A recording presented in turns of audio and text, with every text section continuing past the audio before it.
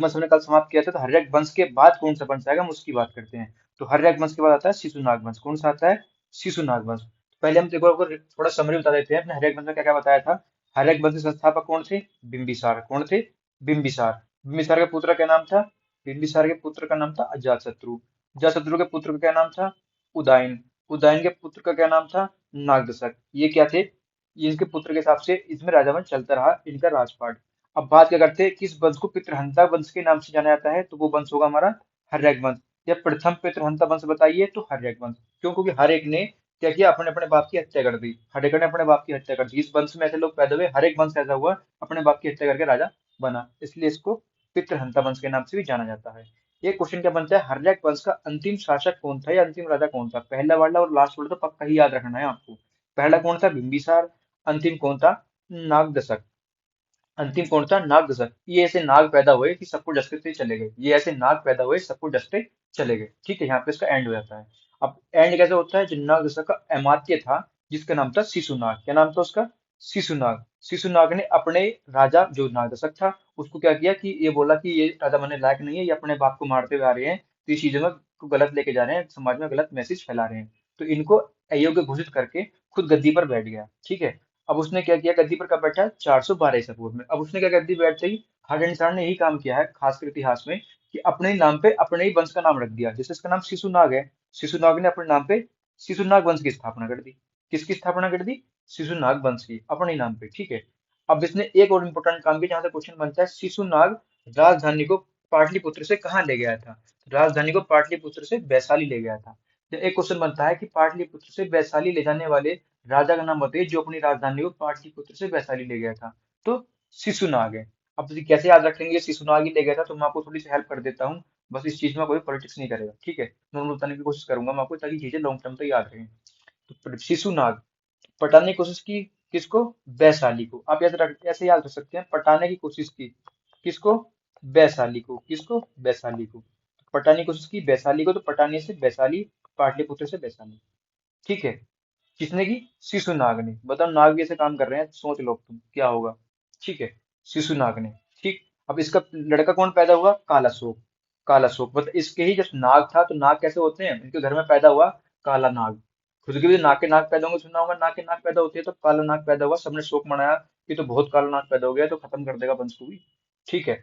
तो काला शोक हो गया, ध्यान रखेंगे, शिशु नाग और नाग काला शोक, ध्यान आते ही शोक मनाया था, काला नाग पैदा हुआ था, नाग के नाग पैदा होते हैं, आप तुरंत समझ जाएंगे। अभी आपको नहीं लग रहा होगा, लेकिन कहीं क्वेश्चन देखेगा ना तो आपके माइंड में क्लिक कर जाएगा कि हाँ, ये चीज ऐसे थी। ठीक है। ये कौन बना इसका उत्तराधिकारी? ठीक। अब इसने क्या किया, अपने बाप की गलती को ठीक कर दिया। क्या किया था? बाप ने पाटलिपुत्र से वैशाली ले गए थे राजधानी, कहाँ से? पाटलिपुत्र से वैशाली। अब ये पुनः वैशाली से पाटलिपुत्र ले गया, वैशाली से पाटलिपुत्र ले गया, रिवर्स हो गया। ठीक है। बस ये क्वेश्चन बनता है कि पाटलिपुत्र से वैशाली कौन ले गया था? उसका बाप शिशुनाग। वैशाली से पाटलिपुत्र कौन लाया था? उसका पुत्र। आप इनमें से कोई से भी एक याद रख लेंगे, दूसरा तो खुद सा कर देंगे। ठीक है। बाकी चीजों को कंफ्यूजन हो तो मैंने बता दिया, पटाने को उसकी थी वैशाली को, तो पहले पटाना फिर वैशाली। पटाना किसको? वैशाली को, तो पाटलिपुत्र वैशाली। ठीक। अब बात, एक क्वेश्चन बनता है, शिशुनाग वंश का अंतिम राजा कौन था?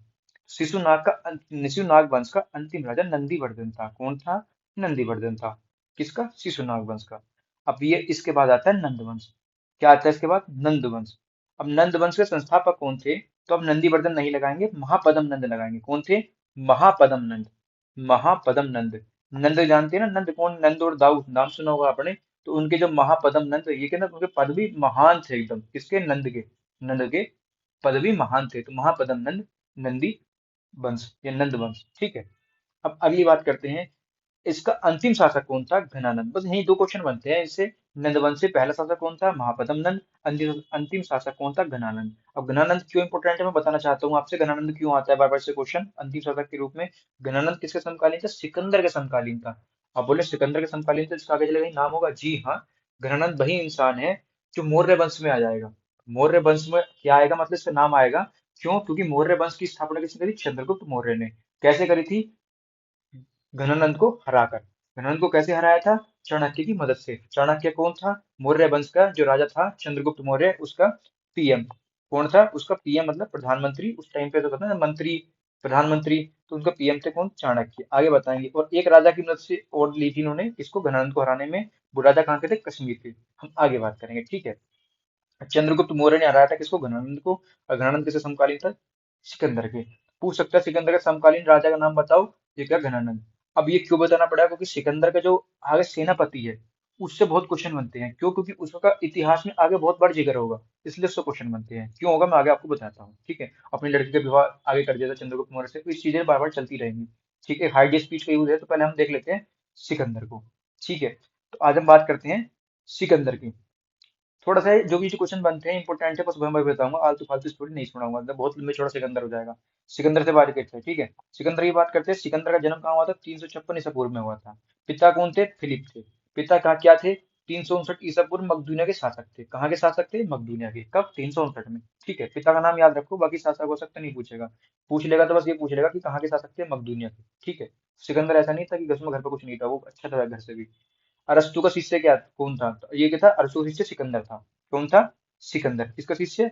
अरस्तु का शिष्य। ठीक है, तभी तो भाई अरस्तु नाम सुना होगा, बहुत फेमस नाम है। और इसका शिष्य कौन था? सिकंदर, जो विश्व विजेता के नाम से जाना जाता है। ठीक है, 326 ईसा पूर्व भारत विजय अभियान। इसका मीन्स ये है कि सिकंदर ने भारत विजय अभियान कब चलाया? 326 ईसा पूर्व भारत विजय अभियान चलाया। यहाँ से क्वेश्चन आया है, कई बार आया है। ठीक है, तो भारत पर पूर्व पूर्व भारत मतलब भारत पर विजय अभियान किसने चलाया? 326 ईसा पूर्व सिकंदर ने चलाया। कब चलाया? 326 ईसा पूर्व। कब चलाया? 326 ईसा पूर्व। किसने चलाया? सिकंदर ने चलाया। ठीक, नेक्स्ट क्वेश्चन की बात करते हैं, सेनापति। किसकी बात करते हैं? सेनापति की। इसके दो सेनापति जाने जाते हैं, एक जल सेनापति, एक थल सेनापति। थल सेनापति का आप सब जानते होंगे, सेल्यूकस निकेटर, जो कौन था? खूब नाम सुना होगा, सिकंदर का सेनापति था। और जल सेनापति कौन था? निर्याकस। कौन था? निर्याकस। किसका सेनापति था? सिकंदर का। कौन? निर्याकस। कौन सा सेनापति था? जल सेनापति। यहाँ से क्वेश्चन आ जाता है, जल पूछिए आप सेल्यूकस निकेटर लगा दो, क्योंकि ये बहुत फेमस आदमी है। तो जल वाला निर्याकस है, निर्यात जल से करते हैं मैक्सिमम। किससे करते हैं हम लोग करते हैं मैक्स टू मैक्स निर्यात या आयात किससे करते हैं? बाई शिप करते हैं। तो जल निर्यात निर्यात करने के लिए जल का इस्तेमाल करते हैं, जल मार्ग का इस्तेमाल करते हैं। थल सेनापति कौन था? Seleucus Nicator. कौन था? Seleucus Nicator. ठीक है, आप जल वाले याद रख लेंगे तो थल वाला तो खुद ही पता रहेगा कि जो बचा वो थल वाला हो गया। युद्ध की बात करते हैं, तो सिकंदर से एक युद्ध किया था जो बहुत फेमस युद्ध है, जिसकी यहाँ से क्वेश्चन बनता है कि वो युद्ध कहाँ लड़ा गया, उस युद्ध को किस नाम से जानते हैं? यहाँ से क्वेश्चन बहुत बनता है। तो किस किस के बीच में हुआ था? सिकंदर और पोरस के बीच में एक युद्ध हुआ था, जिसको हम हाइडे स्पीच, झेलम या वितस्ता के नाम से जानते हैं। ठीक है, अब पूछ ले हाइडे स्पीच युद्ध किस किस के मध्य हुआ था? सिकंदर और पोरस के मध्य हुआ था, जिसमें हालांकि पोरस हार गया था, लेकिन सिकंदर से बहुत प्रभावित हुआ था, बहुत ज्यादा। कि एक राजा मुझे ऐसा मिला है जिसने मेरे सामने युद्ध करने की कोशिश की और पता था मैं हार जाऊंगा, फिर भी वो अपने पीछे नहीं हटा, ना वो कायरो की तरह पीठ दिखा के भागा। ठीक, इसलिए इसको बोलते हैं, बहुत हाई फाई लगा उसको वो। कौन? सिकंदर। तो हाइडी स्पीच का यूज कौन लगा? पोरस। किसको? सिकंदर को हाई फाई लगा, हाइडी स्पीच। क्यों? एक ही इंसान था जो सिकंदर को झेलने की कोशिश करता थी या हिम्मत रखता था, वो था पोरस। ठीक है, तो झेलम का युद्ध। वितस्ता, वितस्ता मतलब कि वो विनाश कर दिया, पता था कि कुछ नहीं बचेगा, विनाश हो जाएगा, लेकिन पोरस फिर भी डटा रहा कि साहब मैं तेरे से टक्कर लूंगा ही लूंगा, मैं औरों की तरह पीठ दिखा के नहीं भागूंगा। ठीक, तो बहुत हाई फाई लगा पोरस। झेला किसने? पोरस ने। किस पे बीती? पोरस पे। ठीक है, तो सिकंदर पोरस की आप ध्यान रख लेंगे, झेलने की बात, वितस्ता की बात, हाइड स्पीच की युद्ध, सिकंदर पोरस के मध्य हुआ था। ठीक, नेक्स्ट क्वेश्चन की बात करते हैं, सिकंदर का पिर्जा घोड़ा। यहाँ से क्वेश्चन अब आना शुरू हो गया, पहले तो नहीं था लेकिन अब आना शुरू हो गया। क्यों हो गया मैं बताता हूँ। क्योंकि इसके नाम पे इसने एक नगर बसाया था। कहाँ पे? एक झेलम नदी के किनारे पे एक नगर बसाया था, किसके नाम पे? अपने पिर्जा घोड़े के नाम पे, जिसका नाम था बहु केफला। क्या नाम था? बहु केफला। बताओ, बहु को तो नहीं समझा, लेकिन अपने घोड़े को समझा।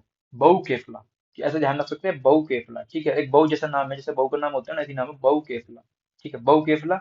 और इसी के नाम पर झेलम नदी के किनारे बहु केफला नगर बसा है, अपने घोड़े के नाम पे। ठीक है, तो यहाँ से ध्यान रखेंगे आप। कहाँ बसा है? झेलम नदी के किनारे। किस नगर का नाम क्या था? बहुकेफला। बहुकेफला ही क्यों रखा? क्योंकि उसके घोड़े का नाम बहुकेफला था और वह उसको बहुत प्रिय था। ठीक है, अब सिकंदर का एंड हो जाता है, उसकी बात करते हैं। सिकंदर के एंड से क्या क्वेश्चन आते हैं, तो ब्यास नदी के पश्चिमी तट को सेना ने पार करने से मना कर दिया था। ये क्वेश्चन इससे ये बनता है कि किस नदी के तट को? तो ब्यास नदी के तट को सिकंदर की सेना ने पार करने से इनकार कर दिया था, बस यही क्वेश्चन बनता है। अगला क्वेश्चन क्या बनता है, सिकंदर स्थल मार्ग द्वारा 325 ईसा पूर्व भारत से लौटा था। सिकंदर किस मार्ग से 325 ईसा पूर्व भारत से लौटा? तो वो था स्थल मार्ग। क्या है? स्थल मार्ग। यह क्वेश्चन पूछ लेगा, सिकंदर स्थल मार्ग द्वारा कब भारत से लौटा? 325 ईसा पूर्व। ठीक है, वन वही लाइन लिखी है जहां से क्वेश्चन आए हैं प्रीवियस में और जो आ सकते हैं। 323 ईसा पूर्व सिकंदर की मौत हो गई। कब हुई? 323 ईसा पूर्व। कहाँ हुई? बेबीलोन में।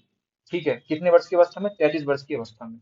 ठीक, जाटों ने मार दिया था इसको, वो क्वेश्चन अब आने बंद हो गए। कब हुई थी? 323 ईसा पूर्व। स्थल मार्ग से क्यों लौटा था? 325 अबोर, क्योंकि उसकी सेना ने मना कर दिया था नदी को पार करने को। किस नदी को? ब्यास नदी को। किस नदी को? ब्यास नदी को। ठीक है। और रास्ते में उसको जाटों ने मार दिया।